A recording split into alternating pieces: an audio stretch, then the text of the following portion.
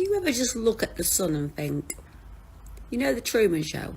You think, can you imagine if that was actually real? Like, it could be real.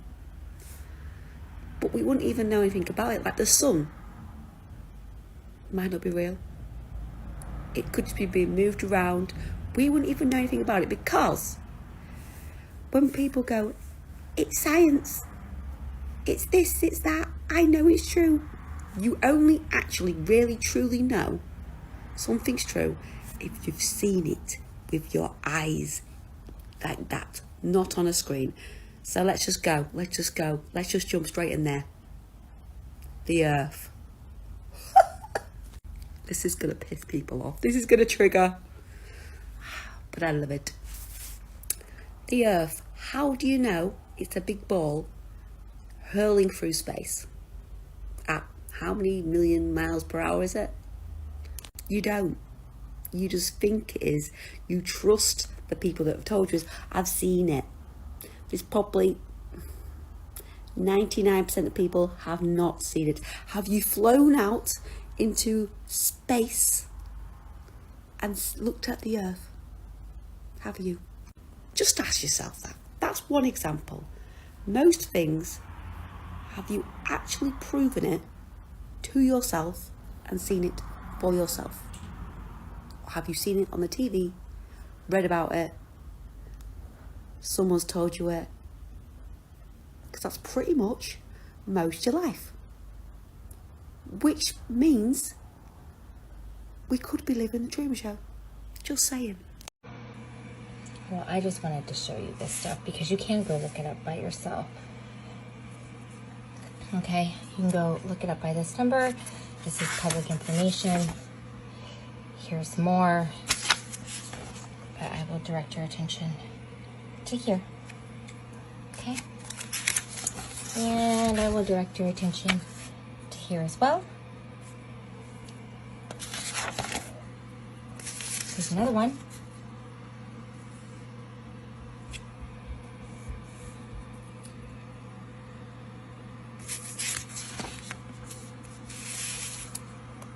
Flat Earth.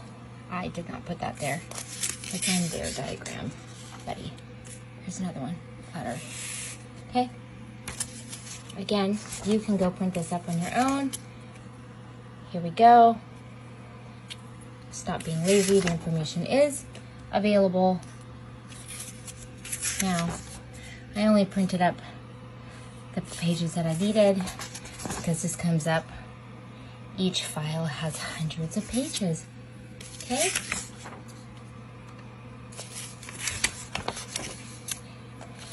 Here's more. Okay? Here is a CIA document. You can go look it up by this number. Talking about the firmament. Talks about the near sun, flat earth, firmament. Okay. Here's NASA talking about flat, non-rotating earth. NASA, huh? These are documents you can go find on your own. Here's another NASA document, which I sent you the link to this one. Flying over a flat, non-rotating earth. And if that's not enough for you, we have the Student Flight Dynamic Handbook that will also tell you Earth is flat and non-rotating.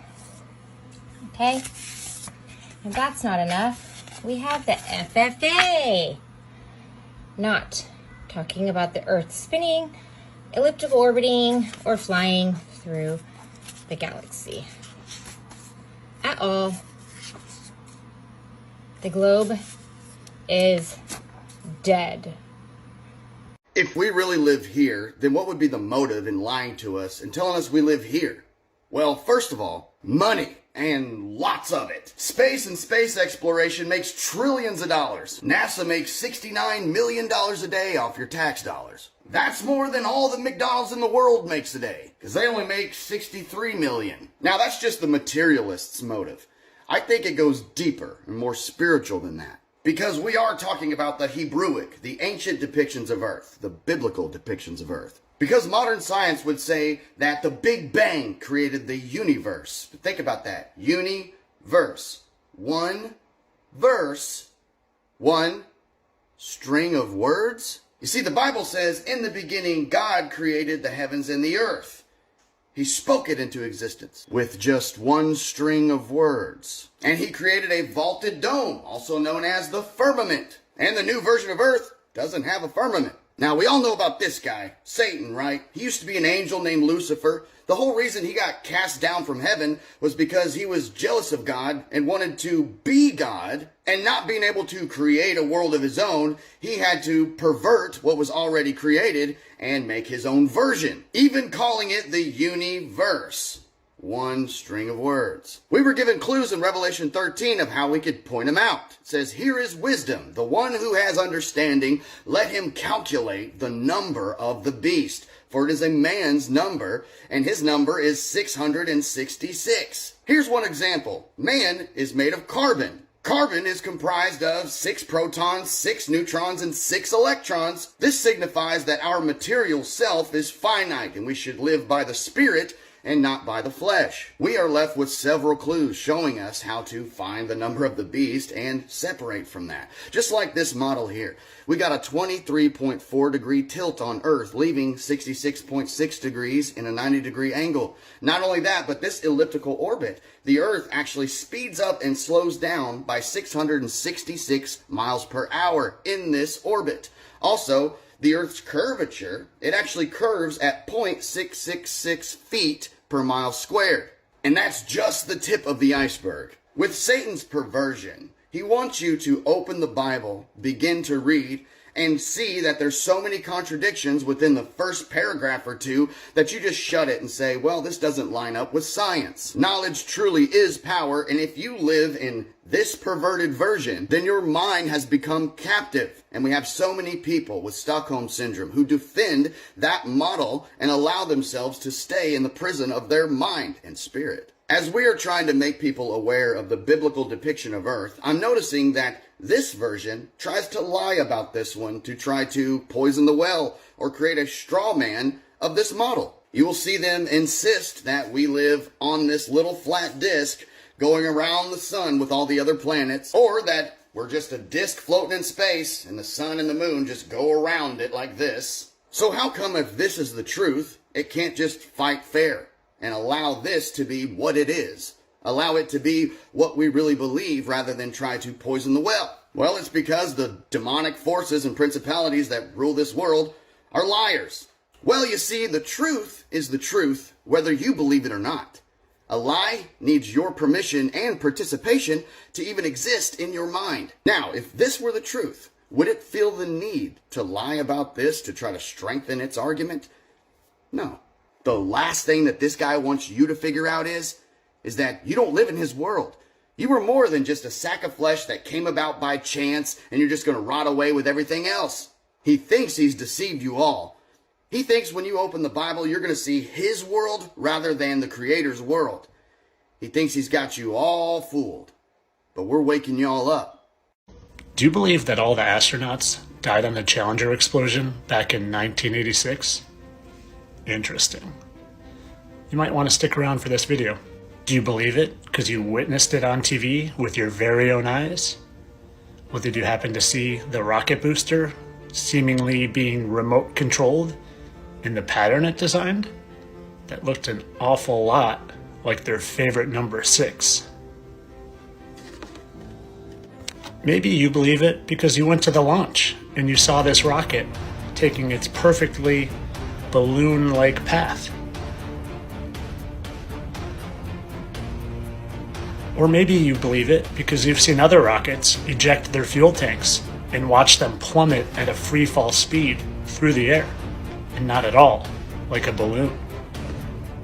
Or maybe you believe it because you've never seen any of these so-called astronauts approached in the modern day and asked about it. You see, belief is the enemy of knowing. And once you know that they probably faked the Challenger explosion because the moon missions were starting to look pretty suspect and they couldn't keep sending more and more moon missions under the suspicion that they were getting. And this tied a nice little bow on their reason to not be able to send people to space anymore. Because space, it's not really what you think it is. And the planet you think you live on, well, that's another story for another video. Just scroll on down if you're curious about that. The crew of the Challenger space shuttle might still be alive. Okay, so the crew of the Challenger space shuttle might be alive.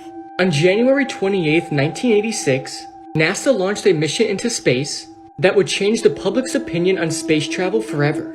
But about 73 seconds into the flight, the space shuttle broke apart and blew up, and all 7 crew members tragically died. Or did they? Apparently there was numerous reports indicating that the shuttle was going to fail. However, the mission still carried on, as if the catastrophe was meant to happen. But people began digging. They found a teacher named Sharon McAuliffe, a CEO named Richard Scobie, and many other people resembling the crew popped up with the same name, age, and looks. And the last 2 crew members, named Ronald McNair and Ellison Onizuka, coincidentally had twins. So do you think this crew lives, or are they dead? Bro, thank you for making my point for me, even though you were trying to mouth off. It's pretty amazing. That's exactly what I'm saying. We've come so far technologically in all other realms, okay, that we haven't been back to the moon yet. We haven't been farther, haven't landed a man farther yet in 65 years. We don't have, vehicles that go out into space, travel around a little bit, come back down and land. Just constantly going out, monitoring, seeing things, doing science. But all these other things have happened, and more. All right, you no longer have to take it from me. We'll go straight to the horse's mouth. Is the Bible from heaven? Is the earth a globe? By Alex Gleason. All right, we'll just start with the table of contents. Demonstrated evidence that the earth is not a globe. Webster's on straight curvature, etc. Encyclopedia Britannica on same. And I'm sure you're all familiar with Copernicus, right? The Copernican theory. He's the one that said the earth's a globe, right? The Copernican theory was admitted by him, Copernicus, to be merely assumption and not necessarily capable of demonstration. The following words are his. It is not necessary that a hypothesis should be true or even probable. It is sufficient that it leads to the result of calculation which agrees with the calculation. So in other words, if it fits the narrative, it must be true. And here's for all the globers that say we make up the 8 inches per mile squared stuff. We will notice another standard work in regard to this straight and curved line theory. The Encyclopedia Britannica says the amount of curvature or divergence from the vertical increases as the square of the distances.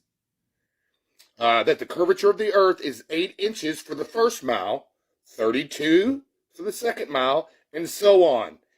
And then he goes over here and gives you this. But look at 100 feet. I don't know, maybe I'm Satan? And just to put a face with the name, there's old Alex Gleason, striking chap. Born in 1827, he died in 1909. Very much into astronomy and mathematics. And if you read his book, which I'm in the process of, a very intelligent man. So, yeah. So for all those saying that this isn't a flat earth map, there you have it. This is an old map. Notice how the top is Asia. That's Shem. That's one of Noah's kids. See here?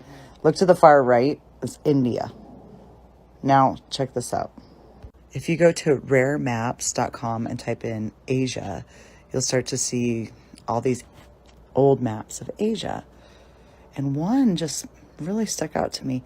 Not only because it costs $25,000 for this map right here, but it looked really familiar to me. If you're in America, does this map look familiar to you as well? Well, let's take a look at her. Wow, that looks a lot like California. Maybe not, because, Christopher C. discovered California. Whoa, does that say Florida on an old Asian map?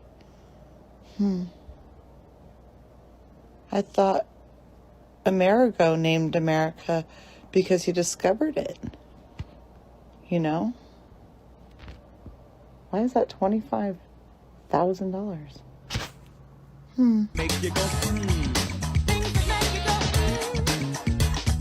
It kind of tipped it off for me was that being challenged in that sort of way, and then also like not believing in the moon landing before this, but then finding out like well, why do you believe that the Earth's a ball anyways? Well, because I got a picture of it. Here's the picture. Well, then you find out, wait a minute, supposedly they took that picture on the way to the moon. So you're like, all right, that's tough. That's a tough one for me now because I don't think they went. And then you look it up and it's like, no, that's not actually a real picture. And then you're like, wait a minute, all the pictures are not real. Yeah. So then you really have to decide. It's like, okay, so if I only really believe because of the pictures, the video, I don't believe it anymore. Okay, well now it's just like it's easy one for me. It's like I'll just believe what the Bible says.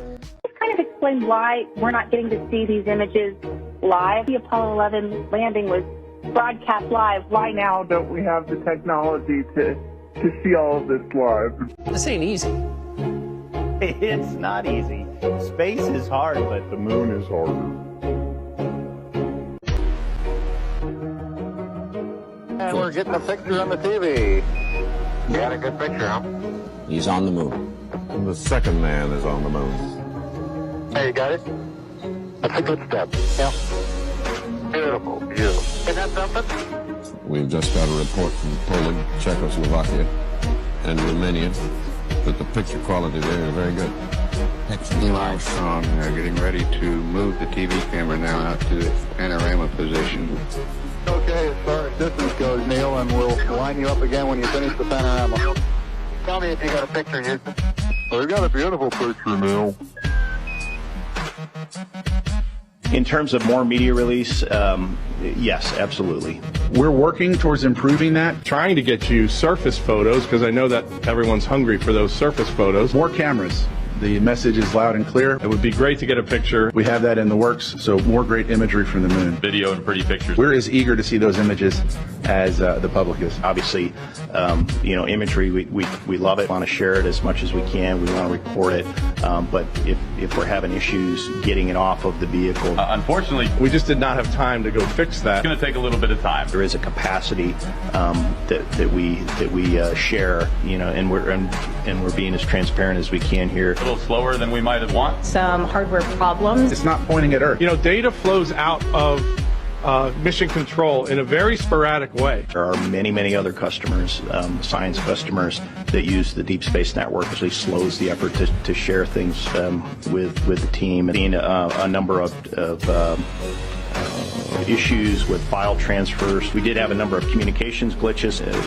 We had either forward or return link problems. Also during coast in the zero gravity of environment of space. It's very difficult to transmit on the fly, if you will, and get that all the way back to Earth. Struggle to get communications. Unfortunately, they're going to be in the darkness. They will not be sunlit, so we won't get very good video of them. Tip of the iceberg in its beginning, for people to realize, wow, this was an incredible success. Not everybody can be a robot polisher. People telling me how, oh, it's so funny that you keep saying that we landed on the moon, but we don't even have any pictures to prove it yet. And I'm like, yeah, it's because I don't need a picture to prove it. Right? I don't need a picture. They all were saying how we were so dumb for believing it without any pictures. You're not always going to get pictures. Over a dozen funnies on the list. Issues, challenges, glitches, phenomenon, problems, idiosyncrasies, anomalies. At least they're actually getting things. They're actually getting footage. Why would they go out there and fake something and then go, oh, we accidentally snapped one of the legs and it's tilted over 30 degrees? So that you can ask that question. It makes it look more legitimate and authentic in a way. Same way with having the footage be poor, because it's like, well, if they were faking it, why wouldn't they make it look better? Well, actually, they wouldn't, because it's harder to tell that it's fake when it's not very good. If it was high definition and they really went all out, like Interstellar and stuff, you'd be able to figure it out. You'd figure out that it's fake. You certainly can't do anything like that live.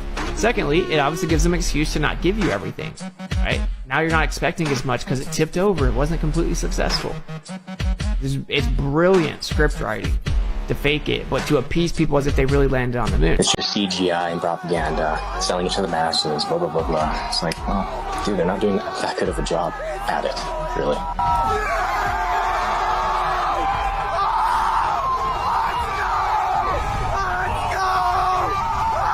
Have you ever flown in an airplane, by chance? You can call it a closed system. We don't feel any exterior forces, okay?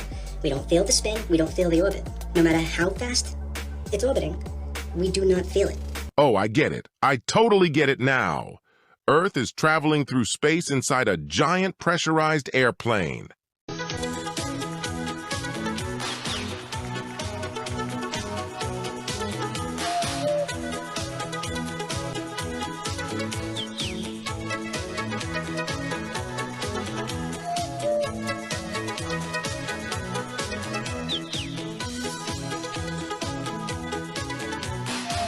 The Flat Earth map dates back over 1,000 years. This map is credited to being created by a Persian astronomer. His name was Al-Biruni, and he lived between 973 AD to 1048 AD. It's the official map of the United Nations and also the United States Geological Survey. It used to be present in many places before the creation of NASA and the Antarctic Treaty in 1959. Here you see it with Admiral Byrd.